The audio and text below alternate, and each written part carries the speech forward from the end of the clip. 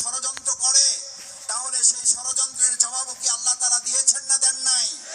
আল্লাহ তাআলা সেই ষড়যন্ত্রের জবাব দিয়েছেন, ওয়া মাকারু ওয়া মাকারাল্লাহ। অতঃপর তোমরা যদি বিজয়ের ব্যাপারে কেউ ষড়যন্ত্র করো, কেউ যদি তাদের বিরুদ্ধে নস্যাৎ করার জন্য আবার চক্রান্ত করো, আল্লাহ তাআলা জবাব দিচ্ছেন, বাংলাদেশ জামাত ইসলামীকে ওই ষড়যন্ত্রমূলক কথার বক্তব্যের জবাব আমাদের দিতে হবে না।